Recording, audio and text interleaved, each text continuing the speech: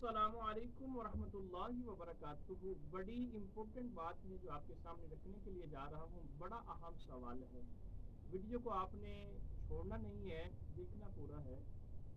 نماز پڑھنے اور قائم کرنے میں کیا فرق ہے؟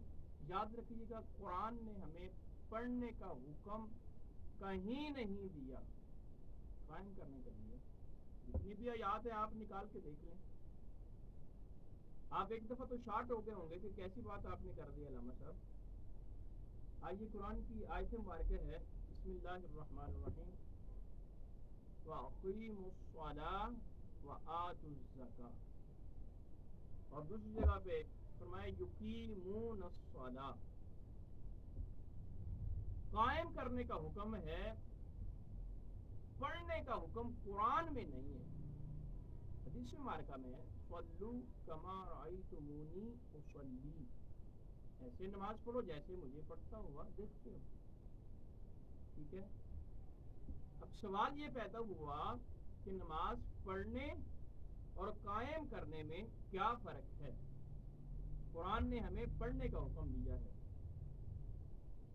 اللہ اکبر. آئیے اس میں دو تین چیزیں ہیں جو میں آپ کے سامنے رکھتا ہوں. بڑی خوبصورت اور بڑی لطف اندوز باتیں ہیں.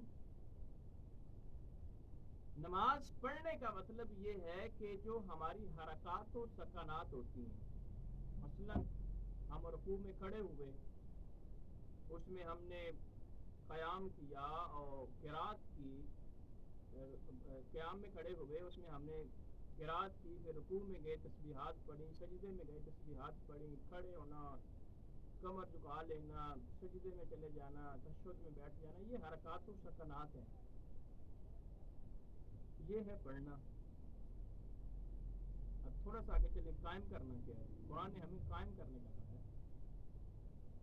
قائم کرنے کا مطلب یہ ہے کہ جو اگر دودھ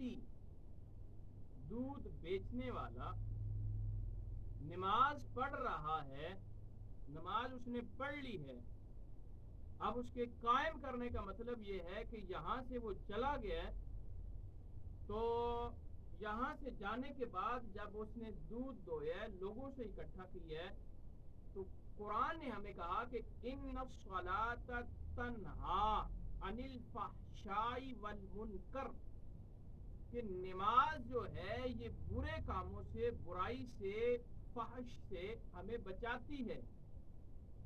اب بتائیے گا ذرا, ہنسنا نہیں ہے آپ نے, دودھ میں پانی ملانا برا کام ہے یا اچھا؟ دودھ میں پانی ملا کر دے دیتے ہیں, یہ برا کام ہے یا اچھا؟ ادھر نماز پڑھی, ادھر نماز کو قائم نہیں رکھا. یہاں پہ نماز میں کیا کہہ رہا تھا کہ مالک مولا سب کچھ دینے والا تو ہے, الحمدللہ رب العالمین, قیامت کے دن کا مالک تو ہے, پتہ ہے حساب بھی رب نے لینا ہے. اور یہاں پہ کہ مالک مولا تو ہی ہمارا پالنے والا ہے, ساری تعریفیں تیرے لیے ہیں, سب کچھ ہمیں تو ہی دیتا ہے. ٹھیک ہے. اور ادھر جا کے پتہ ہے قیامت والے دن حساب ہونا ہے, ادھر نماز پڑھی ہے لیکن قائم نہیں رہا اوپر, یہاں پہ جا کے پانی مکس کر دیے. اسی طرح باغات ہوتے ہیں, تو جو مالی ہوتے ہیں وہ اچھا خاصا اس کا بھر لیتے ہیں, ایک دفعہ پھل اچھا خاصا لگا لیتے ہیں, بھر جاتا ہے تو وہ کہتے ہیں جی ہر سال ہی یہ ایسا پھل دیتا ہے. جب دوسرا سال آتا ہے تو ایسا پھل نہیں دیتا. یا گائے بیچنے والا ہوتا ہے یا کوئی بھینس بیچنے والا ہوتا ہے, 2-3 دن سے اس کا دودھ نہیں نکالا, دھویا نہیں ہے, جب ویپاری آئے ہیں خریدنے کے لیے تو کہا ہے جی دودھ دیکھ لیں آپ کتنا دیتی ہے. جب دودھ نکالا ہے تو اس نے 10 کلو دیا ہے, لیکن جب گھر جا کے دوسرے دن اس کا دودھ نکالا تو وہ 1 کلو تھا. تو پتہ چلا کہ اس نے 2-3 دن سے پہلے گائے کا دودھ نکالا ہی نہیں تھا, بھینس کا دودھ نکالا ہی نہیں تھا. نماز تو پڑھی, قائم نہیں کی. قرآن نے کہا نماز تو برائی سے بچاتی ہے.